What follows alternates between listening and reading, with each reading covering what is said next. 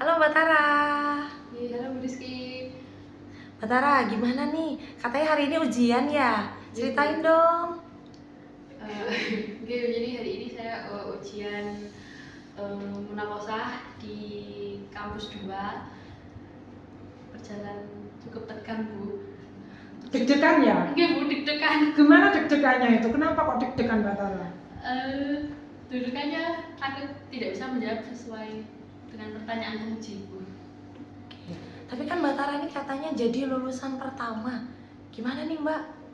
Sebenarnya kalau jadi lulusan pertama itu, kalau yang daftar pertama itu sebenarnya juga agak dredeg, Bu, karena belum ada yang bisa saya tanya.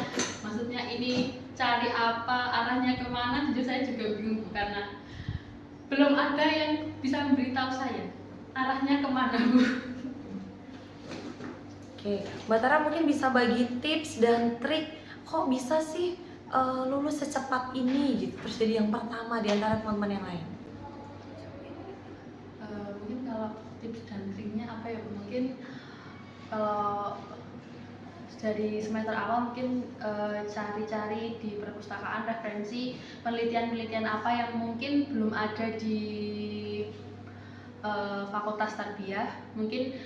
Mungkin kalau belum menemukan, kita bisa ambil beberapa contoh penelitian yang sama, kemudian kita lihat bagian saran dan kesimpulan. Jadi mungkin di bagian saran dan kesimpulan itu kita dapat menarik, bisa membuat judul. Biasanya peneliti-peneliti itu kan menuliskan kekurangan penelitiannya kan di bagian saran. Mungkin dari 5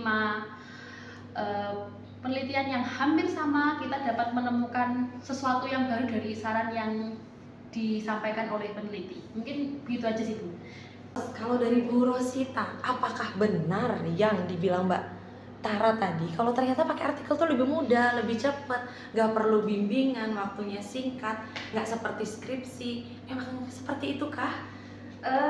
Kalau dibilang singkat, ya nggak singkat ya, karena memang bimbingan dengan Tara terkait dengan artikel ini sudah dimulai sejak semester 6 ya, atau bahkan sebelumnya sudah ada bakal calon data yang mau diangkat sebagai penelitian, sehingga kalau misalnya mau dikatakan singkat sebenarnya juga tidak. Tetapi ya ada beberapa hal yang betul disampaikan oleh Tara, kalau artikel itu memang ya skopnya kita bisa memilih lebih sederhana begitu daripada skripsi, sehingga bisa fokus ke 1 atau 2 bagian saja begitu. Oke, baik kalau begitu. Kira-kira kalau untuk teman-teman yang belum lulus atau untuk adik kelas, ada saran-saran? Bu Rosi dulu deh. Nah ya, teman-teman semester 6 atau bahkan mungkin di semester bawahnya ya, itu sudah bisa mulai banyak membaca, karena nanti dengan banyak membaca teman-teman bisa punya ide untuk menuliskan apa sih yang sekiranya perlu diangkat menjadi penelitian. Dan terutama teman-teman harus juga latihan berani menulis karya ilmiah khususnya di artikel, sehingga nanti dari artikel-artikel itu bisa mulai di submit ke jurnal-jurnal begitu, sehingga nanti teman-teman punya pengalaman dalam kegiatan menulis ilmiah. Dan bonusnya artikel yang disubmit oleh teman-teman itu bisa digunakan juga untuk menyelesaikan studi jalur artikel pengganti skripsi begitu.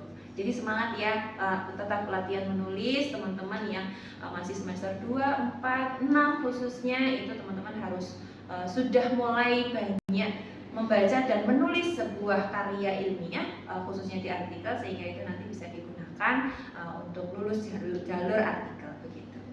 Oke, kalau dari Mbak Tara gimana?